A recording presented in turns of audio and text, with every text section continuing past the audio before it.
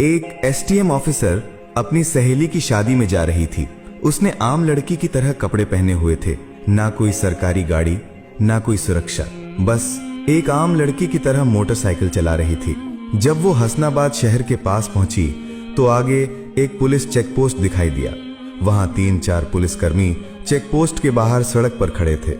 उनके बीच में इंस्पेक्टर प्रोसेनजीत अपनी वर्दी में खड़ा था। उसने हाथ में लाठी उठाकर लड़की को रुकने का इशारा किया। लड़की ने मोटरसाइकिल सड़क से किनारे लगाई और खड़ी हो गई। इंस्पेक्टर ने सख्त आवाज में पूछा, कहां जा रही हो? लड़की ने बहुत शांत स्वर में जवाब दिया, एक सहेली की शादी है, वहीं जा रही हूं। इंस्पेक्टर प्रोसेनजीत ने उसे सिर से पांव तक देखा। वो 28 साल की एक खूबसूरत महिला थी। नाम था बरनाली सिंह। फिर वो हंसते हुए बोला, अच्छा, सहेली की शादी में खाना खाने जा रही हो? लेकिन हेलमेट क्या तुम्हारे बाप ने पहनना है? क्यों नहीं पहना? और ये बाइक भी बहुत तेज चला रही थी। चलो अब चालान कटेगा। ऐसा कहते हुए उसने चालान की पर्ची निकालनी शुरू कर दी। बरनाली समझ चुकी थी कि उसकी नीयत ठीक नहीं है और ये सब एक बहाना है। उसने कहा, सर, मैंने कोई कानून नहीं तोड़ा है। ओ मैडम, हमें कानून मत सिखाओ, प्रोसेनजीत झल्ला कर बोला। उसने पास खड़े एक कांस्टेबल की तरफ देखा, फिर बरनाली की ओर मुड़कर कहा, इसे सबक सिखाना होगा। अचानक इंस्पेक्टर ने जोर से एक थप्पड़ मारा बरनाली के गाल पर। बहुत सवाल कर रही है, जब पुलिस कुछ कहे तो चुपचाप मान लेना चाहिए।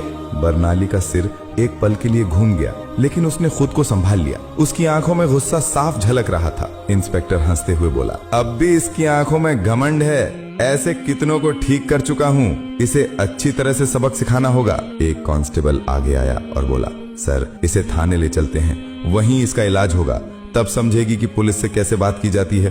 फिर एक और कांस्टेबल ने बरनाली का हाथ पकड़कर खींचते हुए कहा, चलो गाड़ी में बैठो। बरनाली ने झटके से अपना हाथ छुड़ाया और गुस्से में बोली, हाथ लगाने की कोशिश मत करना, वरना अंजाम अच्छा नहीं होगा। इंस्पेक्टर और भड़क गया। उसने एक और कांस्टेबल से कहा, देखो इसका घमंड। कांस्टेबल आगे बढ़ा, बरनाली का बाल पकड़कर उसे खींचने लगा। बरनाली दर्द से कराह उठी, फिर भी उसने अब तक अपनी असली पहचान नहीं बताई थी। वो देखना चाहती थी कि ये लोग कितनी नीचता तक जा सकते हैं। इसी बीच एक पुलिसकर्मी ने गुस्से में उसकी बाइक पर लाठी मार दी और ऊंची आवाज में बोला, बड़ी आई साधु बनने वाली, अब तुझे खिलौना बना के खेलेंगे। बरनाली सिंह अब अच्छे से समझ चुकी थी कि उसके साथ क्या होने वाला है और ये लोग कितना नीचे गिर सकते हैं। इंस्पेक्टर की आंखों में गुस्सा भरा था। वो जोर से चिल्लाया, तेरे जैसे कई होशियार देखे हैं, पुलिस से पंगा लेगी, आज मजा चखाएंगे। चलो इसे थाने ले चलते हैं, वहां समझ में आ जाएगा। इस समय भी बरनाली सिंह चुप थी। उसने अब भी अपनी पहचान उजागर करने की कोई कोशिश नहीं की। वो देखना चाहती थी कि ये लोग प्रशासन की कितनी बदनामी कर सकते हैं और एक आम नागरिक पर किस हद तक जुल्म ढा सकते हैं। इंस्पेक्टर प्रोसेनजीत अब खींच चुका था। उसके सामने एक ऐसी महिला खड़ी थी जिसके कोमल गाल पर थप्पड़ पड़ा था, जिसके बाल खींचे गए थे, जिसे जबरन सड़क पर घसीटा गया था। फिर भी वो एक मूर्ति की तरह शांत खड़ी थी, न कोई चीख न कोई आंसू। इंस्पेक्टर प्रोसेनजीत सोच रहा था, थाने पहुंचते ही देखता हूँ इस जिद्दी और घमंडी औरत का इलाज कैसे किया जाए।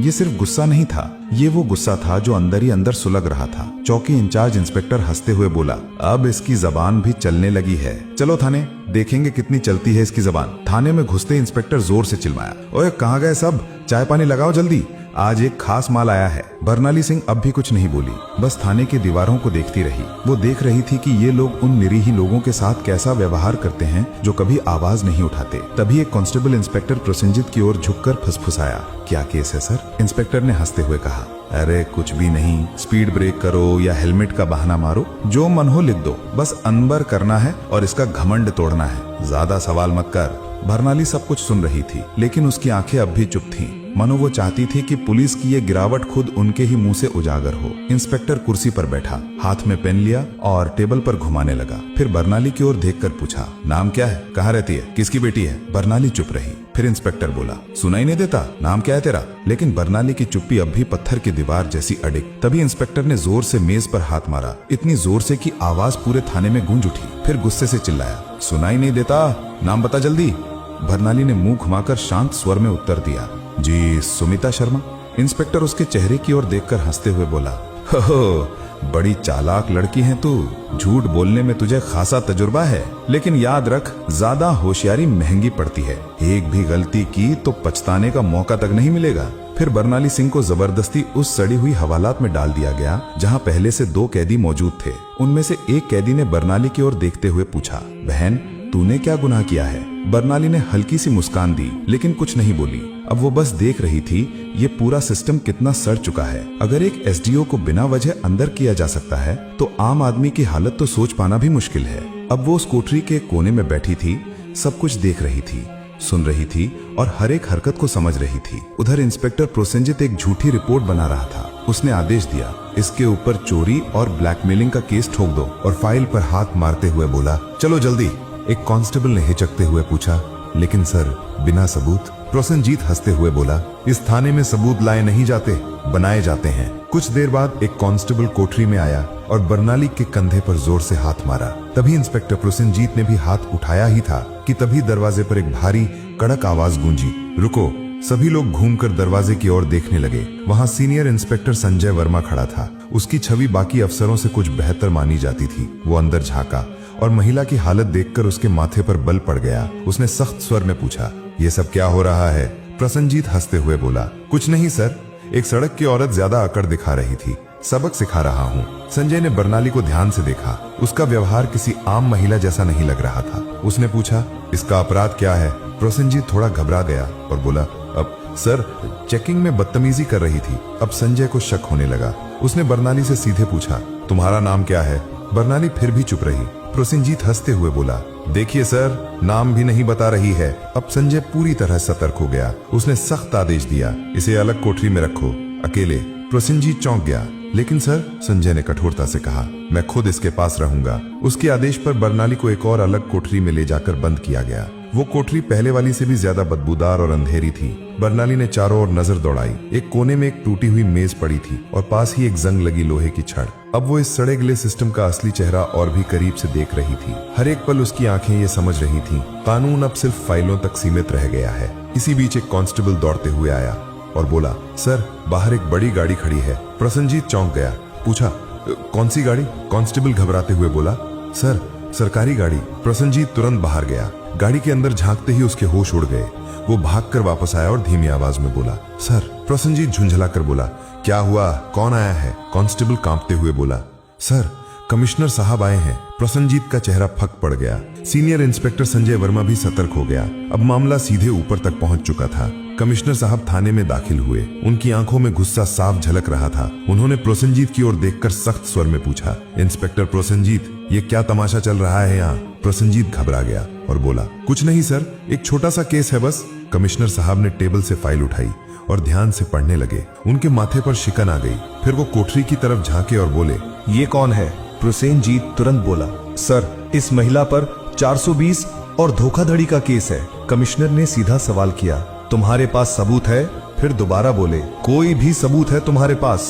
अब प्रोसेनजीत पूरी तरह फंस चुका था। कमिश्नर साहब ने सीधे महिला की ओर देखा और पूछा, तुम्हारा नाम क्या है?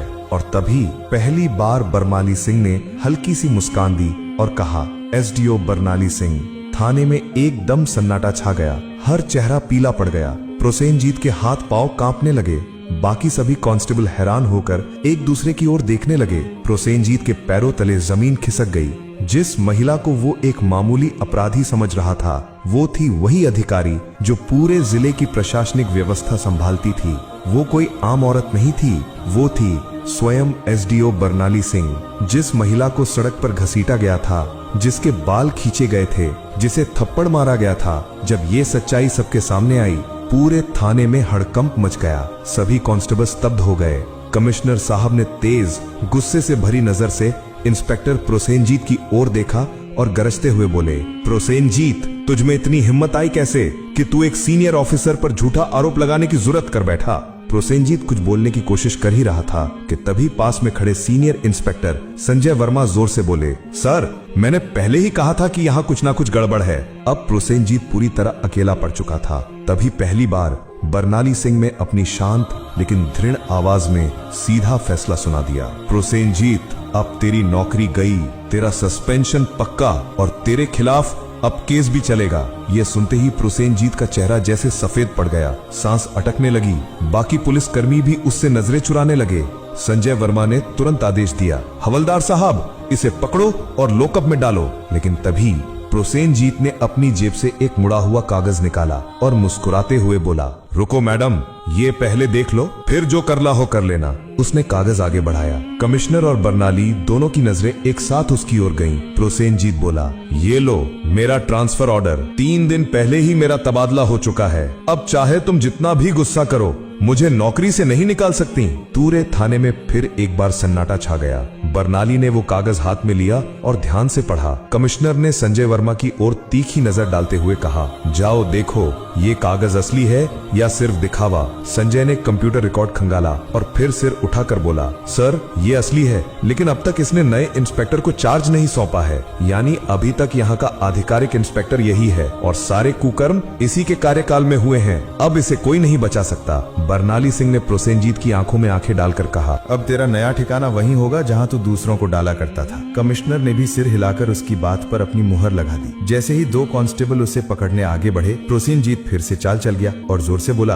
रुको मैडम, मैं अकेला नहीं हूँ। क्या आपको लगता है कि सारा दोष सिर्फ मेरा है? फिर वो थाने के बाकी पुलिस वालों की ओर इशारा करते हुए बोला, ये सब मेरे साथ थे, ऊपर तक सब शामिल है। इतना कहते ही कुछ पुलिसकर्मियों के चेहरों का रंग उड़ गया। सीनियर इंस्पेक्टर संजय वर्मा हालात को भांपकर एक एक करके सभी की ओर शक की नजरों से देखने लगे। बर्नाली सिंह ने शांत लेकिन दृढ़ स्वर में कमिश्नर की ओर देखते हुए कहा, अब इस पूरे थाने को साफ करना होगा, कोई नहीं बचेगा। कमिश्नर ने भी सिर हिलाते हुए कहा, जो हुक्म मैडम, अब एक एक करके सबका हिसाब लिया जाएगा। ये बात मुंह से निकलते ही थाने के भीतर बिजली सी गिर गई। थाने के बाहर कुछ पत्रकार पहले से खड़े थे। उन्हें पहले से ही शक था कि थाने के अंदर कोई बड़ा घोटाला चल रहा है। जैसे ही उन्हें खबर मिली कि पूरा थाना लाइन हाजिर किया गया है, उन्होंने तुरंत मोबाइल से ब्रेकिंग न्यूज वायरल करना शुरू कर दिया। उसी वक्त एक चमचमाती गाड़ी थाने के सामने आके रुकी। दरवाजा खुला और स्वयं एसपी साहब बाहर आए। चारों ओर नजर दौड़ाई, हर चेहरे पर हवाइयां उड़ रही थी। थाने के सारे अफसर एक तरफ चुपचाप खड़े थे। एसपी साहब ने तीखे स्वर में पूछा, यहाँ कब से तमाशा चल रहा है? लेकिन कमिश्नर और थाना इंचार्ज दोनों एकदम चुप थे। तभी बर्नाली सिंह ने सीधे एसपी की आंखों में आंखें डालकर कहा, क्या तुम्हें लगता है तुम बच जाओगे? संजय वर्मा तुरंत एक फाइल निकालकर बर्नाली सिंह के हाथ में थमा दी। ये वही फाइल थी जिसमें एसपी साहब के सारे काले कारनामों का पर्दाफाश है। बर्नाली ने वो फाइल एसपी साहब की ओर बढ़ाते हुए कहा, लो देखो, इसमें तुम्हारे हर गुनाह का किराया लिखा है। एसपी साहब के माथे से पसीना बहने लगा। कमिश्नर ने बिना एक पल गंवाए तेज आवाज में आदेश दिया, पकड़ो इसे, तुरंत गिरफ्तार करो। पूरा थाना स्तब्ध रह गया। इतने बड़े अफसर को किसी ने पहली बार खुलेआम इस तरह चुनौती दी थी। एसपी की गिरफ्तारी के साथ ही पूरे जिले में तूफान आ गया। मामला दिल्ली तक पहुंच गया। मुख्यमंत्री तक खबर पहुंच चुकी थी और वहां से सीधे आदेश आया कि जिले में जितने भी अफसर मिलकर गड़बड़ कर रहे थे, सबको गिरफ्तार करो। अगले 2 ही दिनों में पूरे जिले से 40 से ज्यादा पुलिस अफसर, 10 से ज्यादा बड़े अधिकारी और कुछ राजनीतिक नेता भी गिरफ्तार कर लिए गए। हसनाबाद जिले की हवा ही बदल गई। अब चारों तरफ सिर्फ एक ही नाम था, एसडीओ बर्नाली सिंह। उनकी ईमानदारी और साहस की चर्चा हर जुबान पे थी। वो महिला जिसने पूरे सड़े गले सिस्टम को हिलाकर रख दिया था। अब प्रशासन में एक नई गति, एक नई सोच और सबसे अहम एक नया डर आ गया था। अब कोई भी ये नहीं कह सकता था मुझे कुछ नहीं होगा। बर्नाली सिंह का काम पूरा हो चुका था। उन्होंने साबित कर दिया था, अगर मन साफ हो, नियत सच्ची हो, तो पूरा देश भी सुधारा जा सकता है। अगर आपने वीडियो को यहाँ तक देखा है तो प्लीज एक लाइक जरूर करें और चैनल को सब्सक्राइब करके हमारा साथ दें।